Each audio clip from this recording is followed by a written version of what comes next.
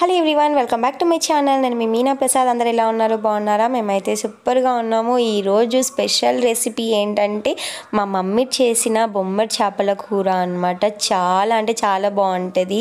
Specially ఇది మా నాన్నకైతే చాలా ఇష్టము. ఇంకా ఇది వండడంలో మా మమ్మీ ఎక్స్పర్ట్ అనే చెప్పవచ్చు. సేమ్ ఇలాగే మీరు కూడా వండి చూడండి. సూపర్ అంటే సూపర్ ఉంటుంది. ముందైతే బొమ్మడి చేపలో ఉన్న వేస్టేజ్ అంతా తీసేసి మంచిగా అలా కట్ చేసుకొని ఒక కడాయి పెట్టుకొని ఒకసారి కడాయిలో ఫ్రై చేసుకోవాలన్నమాట. తర్వాత వాటర్లో వేసేసుకొని కడిగేసేయాలి. మనము అలా ఫ్రై చేసి కడిగితే ఏంటంటే కొంచెం ఫ్రెష్గా అనిపిస్తుంది.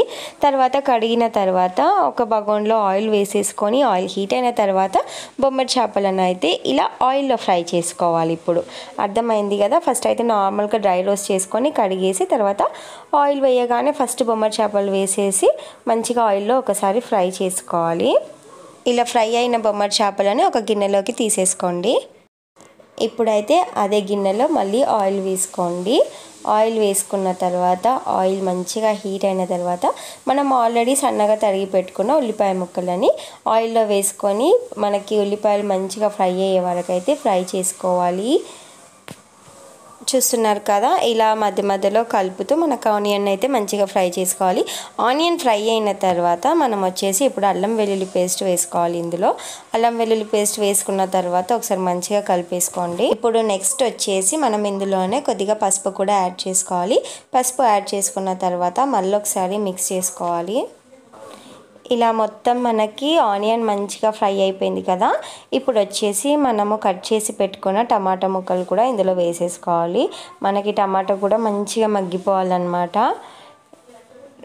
చూసారు కదా, టమాటో వేసేసుకొని ఒక్కసారి అలా కలిపేసుకొని కాసేపు మూత పెట్టేసేయండి. మనకి టమాటా అనేది కొద్దిగా మగ్గిపోతుంది. చూస్తున్నారు కదా, మొత్తం మెత్తగా అయిపోయింది కదా టమాటా. ఇప్పుడు వచ్చేసి మనం రుచికి తగినంత కారం యాడ్ చేసుకోవాలి. కారం యాడ్ చేసుకున్న తర్వాత అలాగే టేస్ట్కి సరిపడా ఉప్పు కూడా యాడ్ చేసేసుకోండి. మనము ఈ టేస్ట్కి స్పెషాలిటీ ఏంటంటే బొమ్మడి చేపలు ఆల్రెడీ ఆయిల్లో ఫ్రై చేసాం కాబట్టి క్రిస్పీగా చాలా టేస్టీగా వస్తాయి. ఇలా కారం ఉప్పు వేసుకున్న తర్వాత ఇదంతా కలిసేలాగా ఒకసారి మళ్ళీ మిక్స్ చేసుకోవాలి. చూసారు కదా, ఇలా మొత్తం మిక్స్ చేసుకున్న తర్వాత ఇప్పుడు మనం ఆల్రెడీ ఏవైతే ఫ్రై చేసి పెట్టుకున్నామో బొమ్మడి చేపలు అవి ఇందులో పైన ఇలా వేసేసుకోండి. వేసుకున్న తర్వాత అన్నీ వేసుకున్న తర్వాత ఒకసారి మళ్ళీ కలిపేసుకోండి. ఇది మొత్తం మంచిగా కలిపేసుకొని ఒక 2 మినిట్స్ పాటు మూత పెట్టి ఉంచండి. మనకి చేపలకు అనేది స్పైసెస్ మంచిగా పడతాయి.